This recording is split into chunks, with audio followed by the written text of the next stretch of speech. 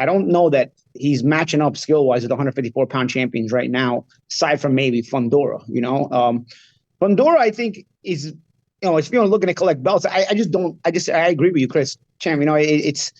There's nothing really to gain out of the Fundora fight except belts. It's not crazy money like he could make and he hasn't already seen. And if it wasn't for the fact that he had collected all these belts already, and more belts probably won't matter.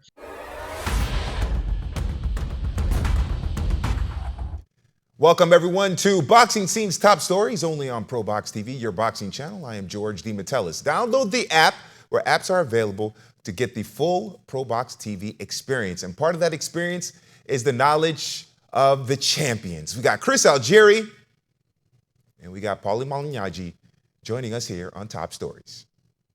All right, the WBO has ordered super welterweight champion Sebastian Fundora to begin negotiations with interim and super champion Terence Crawford. Now, the sides have 30 days to make a deal for the fight to take place. The potential 3-belt unification bout. If they are not able to make it happen, then it will go to a purse bid. Now, Fundora's promoter Samson Lekovitz spoke to BoxingScene.com, saying, quote, "I am waiting on an offer now. I'm certain one will not come until after the 14th. That's a key date. I'd like to find out right now if Crawford is going to fight for the money or the titles. I believe he wants the money.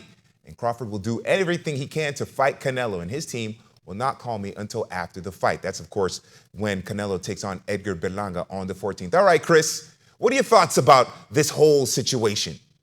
Well, first of all, I'm going to say Samson Lekovitz is very smart, and I think he's right on the money. I don't think we're going to hear anything until after the 14th, which there's a 30-day window for them to come to terms with this. That's in 2 weeks. So they've got enough time that Team Crawford could wait till after the Canelo fight, and depending on what happens there, to see what the next move is going to be. And in terms of whether Crawford is out for the titles or the money, I have to agree once again with Samson. I believe that Crawford's looking for legacy money fights at this point, which is what he deserves. He deserves the biggest paydays possible. I'm not sure he really wants to go around and collect the belts like he's done time and time again at the lower weight classes with this new crop of younger, bigger champions that are out there. 154 is laden with a lot of tough talent and guys that are looking to be world champions. And there's definitely going to be a crosshairs on the back of Crawford. But it seems like his crosshairs, his scope, is on Canelo, excuse me. And there's been a lot of talk that it's Canelo or bust for Crawford, which he hasn't come out explicitly and said. He's hinted at that's the kind of fight that he needs to get up at this stage of his career. That's the kind of money that he's looking for. That's the kind of legacy fight that he's looking for. And once again, I believe he deserves that kind of fight. If I'm Crawford, I'm thinking the same thing. I'm going to be looking for that Canelo fight, which seems like it's not so far-fetched anymore. But he does have something to fall back on. Obviously, he's got that WBO title. Can collect that belt as well if it was to go to purse bid or he gets stripped. Because it seems to me that Fundora is moving the Spence direction. I know there's been a lot of misdirection in terms of what's going to happen next. Spence hasn't been training, this and that. But it seems to me like that's the fight to be made. It wasn't that long ago where in the ring after Fundora's upset victory of Tim Tszyu, down comes Errol Spence. He came right in the ring, took a good photo op. So it seems like that fight has been in the works for quite some time. And I'm not really sure that that's really changed. Only time will tell. But we got 30 days to figure out what's going to happen here. But just like Samson said, I don't think we're going to hear anything until after that Canelo fight. Yeah, I got to agree with you, Champ. It doesn't seem it doesn't even seem feasible to jump the gun yet. Not to mention, you can jump the gun and then you still wind up changing your mind after the 14th. I mean, all sides can probably end up changing their mind after the 14th. For all intents and purposes, Canelo is a heavy favorite. But there's also it's kind of a win-win situation if you take on Canelo. Number one, you're probably fighting a guy who's not as hungry, right? Canelo doesn't seem to be fighting as hungry. He's not as aggressive as he used to be. Obviously, you can sort of see that just alone with his choice of opposition. While these 154-pound champions are all sort of new to the major scene in the pros, and they're all very dangerous. And, you're going to get less credit for beating them, but you're going to end up taking on some very skilled, hungry fighters. The only downside with Canelo is he too big, But other than that, I don't know that he's matching up skill-wise with the 154-pound champions right now, aside from maybe Fundora, Fundora, I think, is, if you're looking to collect belts, I agree with you, Chris Champ. There's nothing really to gain out of the Fundora fight except belts. It's not crazy money like he could make and he hasn't already seen.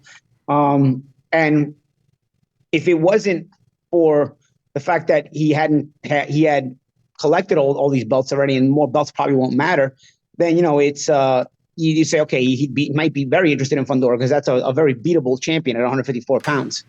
But other than that, I mean, you've got all the money, and then if you lose to Canelo, you can always say, you know what, jumped up too many weight classes. He was naturally bigger. If you beat Canelo, you're going to get way more credit than if you beat some of the 154-pound champions. Fundora's coming off the big upset, but he's looked at as a weak link regardless. So I don't know how much credit you'd really get out of beating Fundora anyway. He's a fun fighter, but he's a very flawed fighter. The other 154-pounder is very, very dangerous, probably better than Fundora.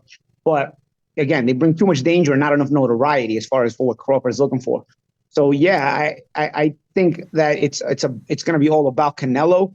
Canelo seems to be trying to overprice himself with anything here lately, unless you give him a cakewalk fight, at least on paper, from what they look like. And I don't know. I don't know how. I'm kind of curious to wonder how he views Crawford, because Crawford, obviously, we know, a pound for pound great. Number one on most people's pound for pound list. Does he view Crawford in a beatable way where he's he's so small that he's like, you know what, this guy's great and it's worth it for me? Because if you think about it from Canelo's point of view, I can take on the number one pound for pound guy, beat him. He's too small. As skilled as he is, he's going to be too small for me. I'm going to knock him out, and I can now start to look great in front of everybody. It's all perception at the end of the day. And they say perception is reality. Yeah, when you're dealing with idiots, perception really is reality. You're not going to fool everybody, but fool a lot of the people if you're able to knock out Crawford, who's the number one pound for pound guy on the planet, even if he's a naturally smaller guy. It'll definitely take a lot of the pressure off of having avoided the major contenders at 168 pounds. We will see. It's interesting because Lekowitz also mentioned that he speculated that the only time that Crawford might fight Fundora is if the Canelo fight is completely dead, and there's no way that Canelo will fight Crawford. So we'll see if that actually plays out as well. 2025 is going to be very interesting in the world of boxing. Well, 2024 has been interesting as well. All right, certainly is going to be fascinating, and we will keep you up to date with all of that information here on Top Stories. And don't forget to scan the QR code and go to download the app for the full ProBox TV experience. Like and subscribe to our YouTube channel and continue to watch the best live fight series in all of boxing, Wednesday Night Fights. Got another one coming up September 11th, a few days before that big Canelo-Berlanga fight. I am George DeMatteis. This is Boxing Scene's Top Stories. He's the pride of Guadalajara, the Mexican maestro, the unified super middleweight champion of the world, Canelo Alvarez. His challenger, undefeated knockout artist and pride of Puerto Rico, Edgar Berlanga. It's prime time. Canelo versus Berlanga, plus Lara versus Garcia, Saturday, September 14th, live on PBC pay-per-view on Prime Video. For more ProBox TV, scan the QR code on the screen or go to the App Store and Google Play. ProBox TV, your boxing channel.